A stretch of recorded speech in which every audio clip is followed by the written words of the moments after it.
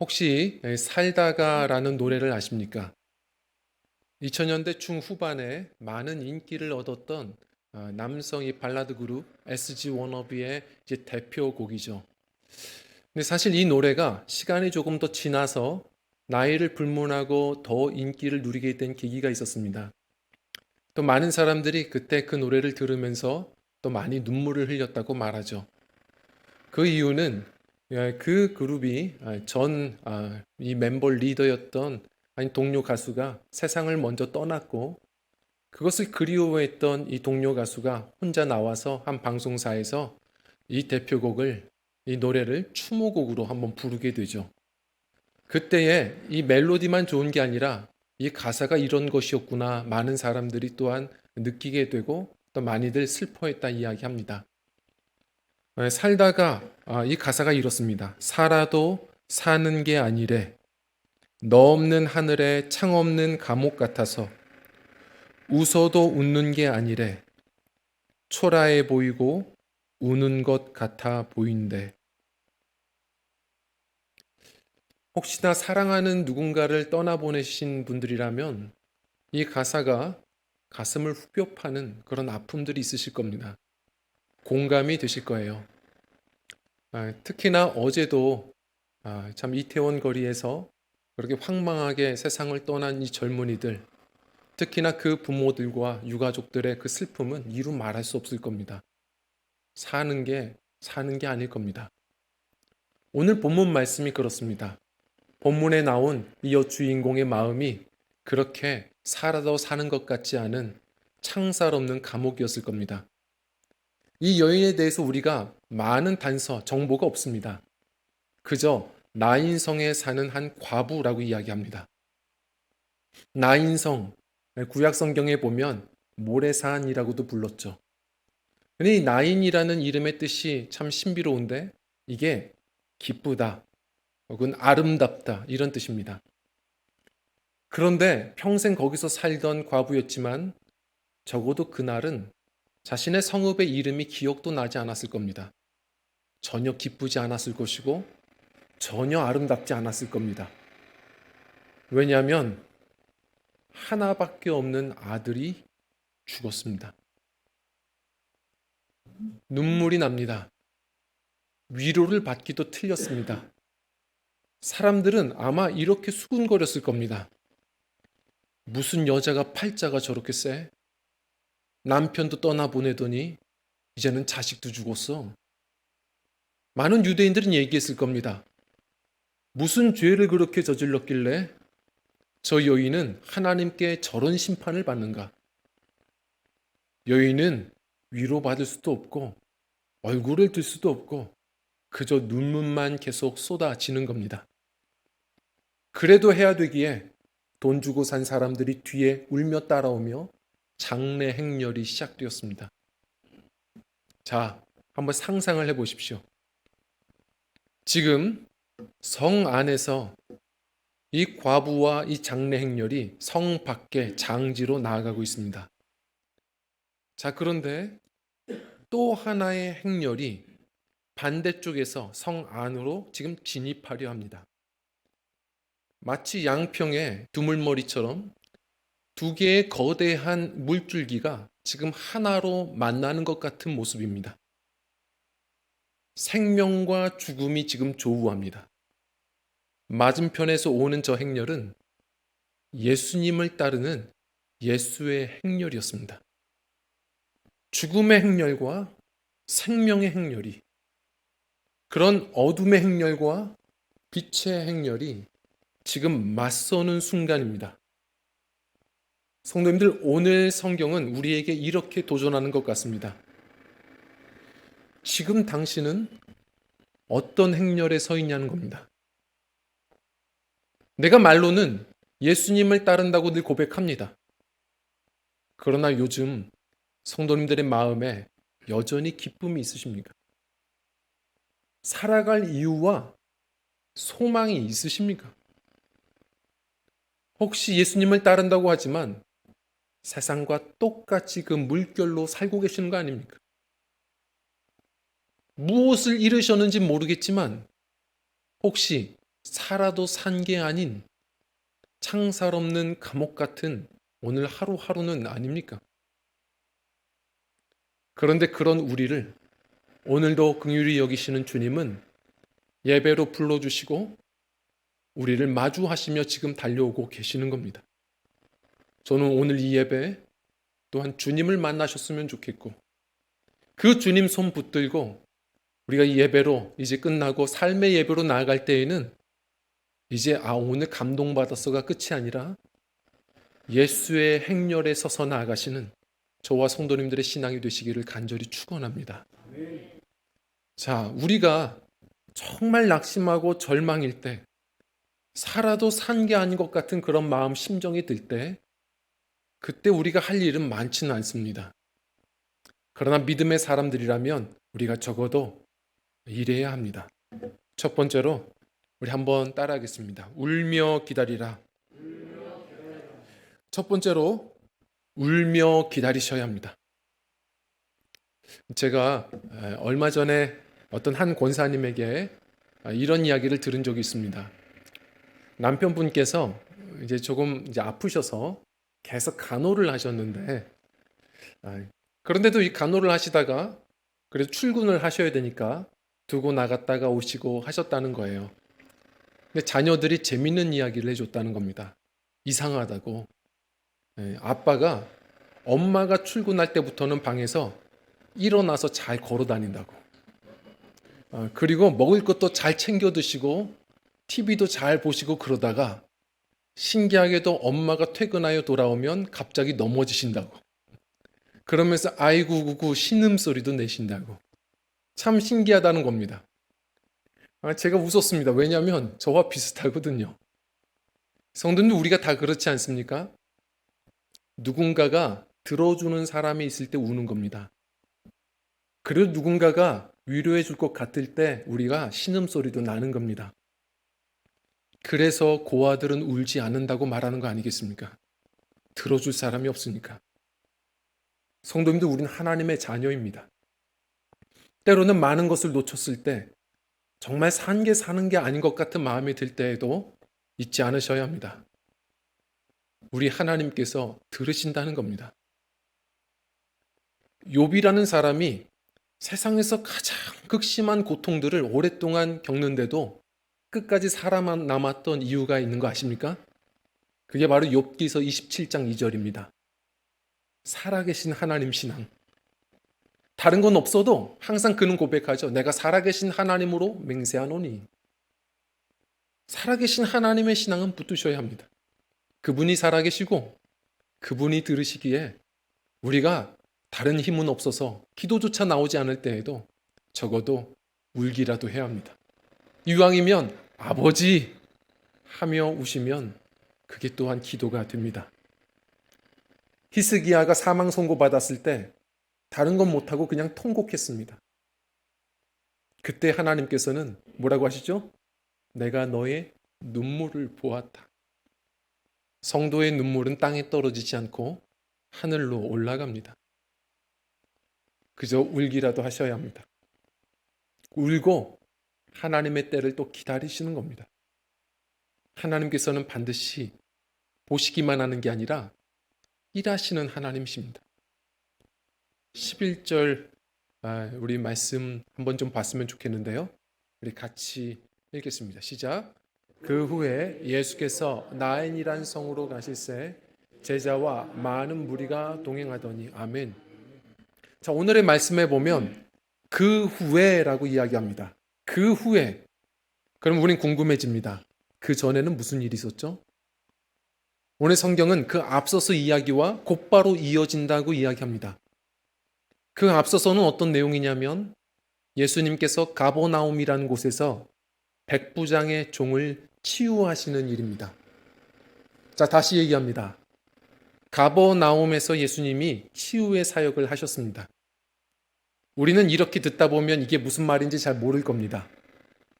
지도를 보면 예수님은 가버나움에서 나인성, 다시 말해 40km 이상을 지금 뛰어오신 겁니다. 그날 무슨 일이 있었길래 이런 무리한 헌신을 하시는 겁니까? 이해가 되지 않습니다. 저는 가끔은 궁금한 겁니다. 우리 남선교회에서도 우리 변진훈 지사님이 마라톤 대회에 가끔 나가세요. 이번에는 또 풀코스 대회에 출전하신다고 하더라고요. 저는 도무지 이해가 안 되는 겁니다. 저는 제가 뛸 때에는 뒤에서 개가 쫓아올 때, 이럴 때만 뜁니다. 왜 굳이 사서 그것도 작은 거리가 아니라 42.195km? 왜 이런 무리한 일을 하는 걸까? 그게 즐거운가? 저는 너무 궁금해서 계속 물어봐요. 그런데 지난주 남선교회 산행을 하면서 그런 얘기를 하시더라고요. 이제 태어난 우리 주한이 나중에 컸을 때 아빠가 이런 일도 했어 라는 것 좀 보여주고 싶어서, 좀 더 자랑스러운 아빠 되고 싶어서, 사랑하는 마음에 또 이게 뛰게 된다라고 얘기를 하더라고요. 제가 보면서 느꼈습니다. 국제대회에 수많은 프로들도 출전하는 대회에 상금 때문에 뛰겠습니까? 우리가 무리한 헌신을 할 때에는 상금이 아니라면 이유는 사랑 때문입니다. 오래전 영화죠. 그 고두심 씨가 주연으로 나왔던 엄마라는 영화 아십니까? 그 영화를 보면 이 엄마는 땅끝마을 해남에서 사는데 오랫동안 이 어지럼병에 걸려 있죠. 그래서 차든 배든 탈 수가 없습니다. 그래도 그 시골에서 땅끝마을에서 불편함 없이 28년을 살았어요. 자, 그런데 이제 문제가 생겼습니다. 40에 낳은 막내 딸아이. 이 아이가 목포에 시집에 가게 간 겁니다. 이 소식을 듣고 나서 이 엄마가 오랫동안 고민을 하고 결심을 하시죠. 가자. 걸어서 가자. 그래서 그 영화 보면 별 내용이 없어요. 그 딸아이 결혼식까지 가려고 3박 4일을 엄마가 걸어가는 겁니다. 결국 마지막 그 결혼식에 참여해서 외롭게 결혼할 그 아이 웃는 모습 한번 보는 거.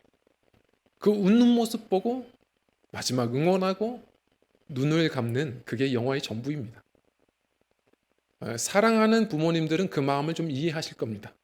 사랑하면 우리는 무리하게 헌신하게 됩니다.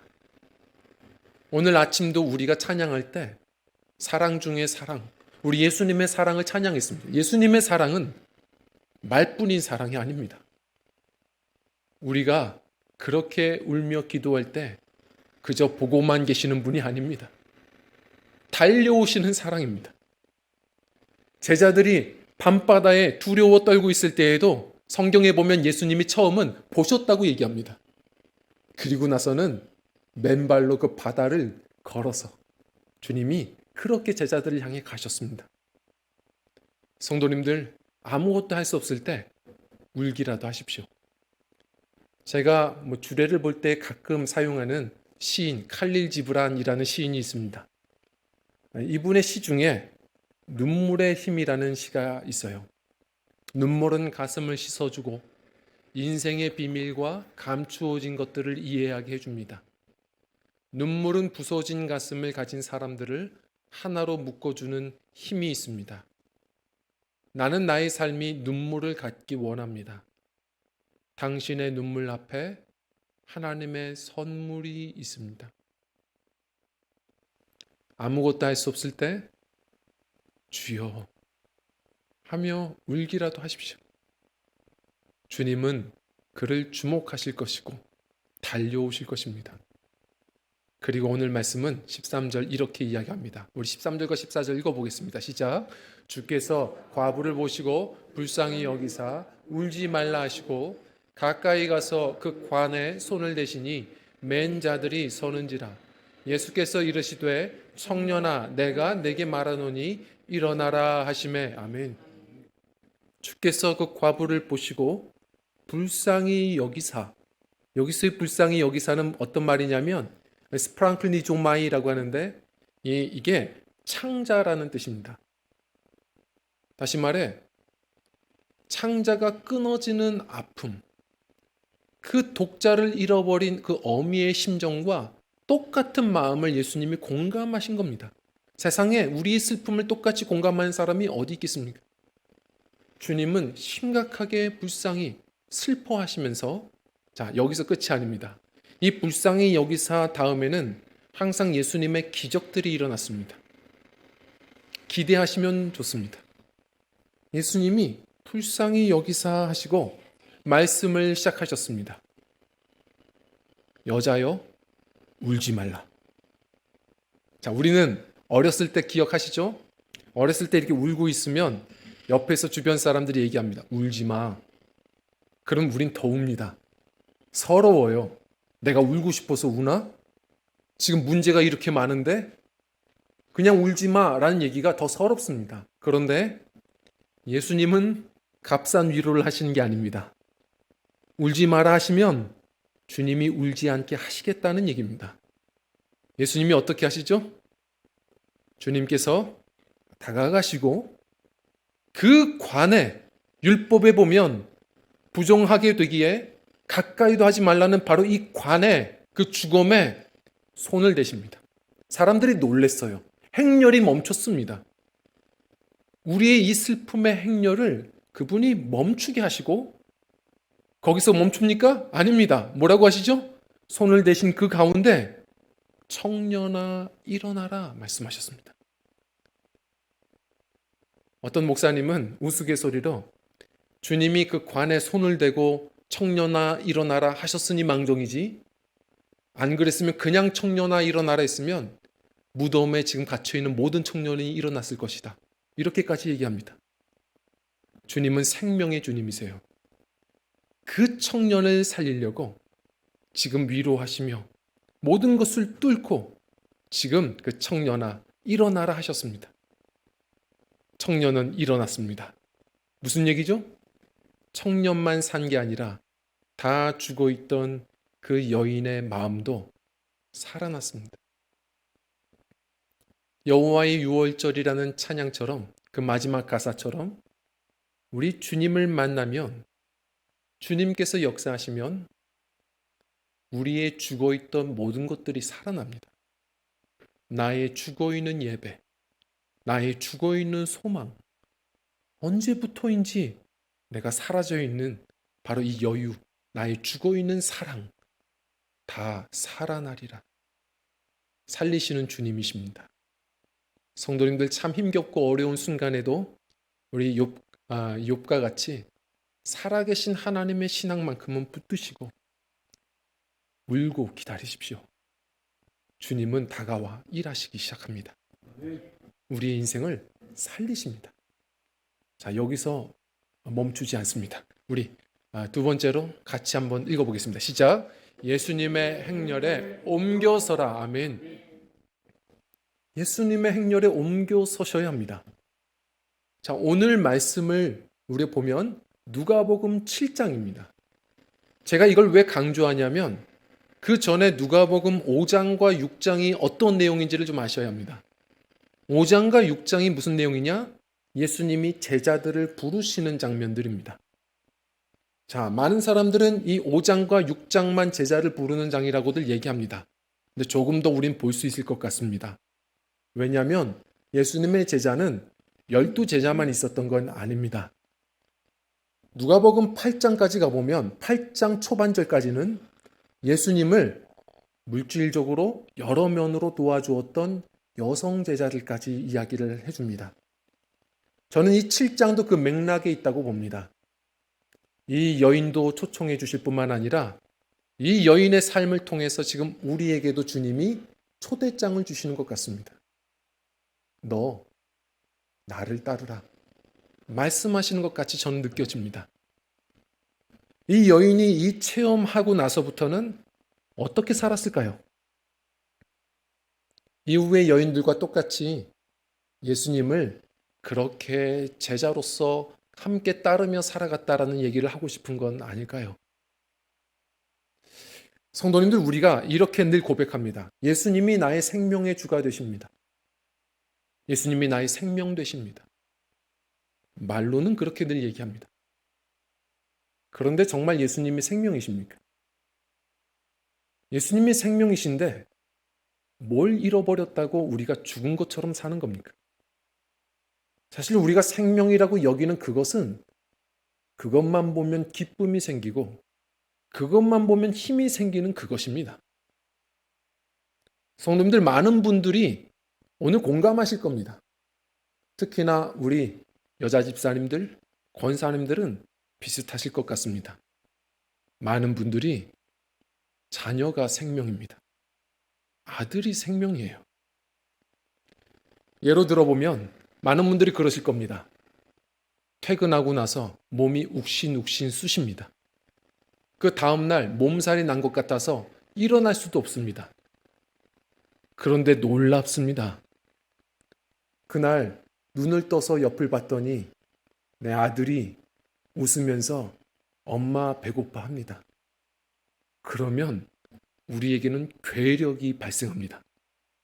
일어나게 되고 또 밥을 차리는 내 모습을 보게 됩니다. 이게 생명입니다.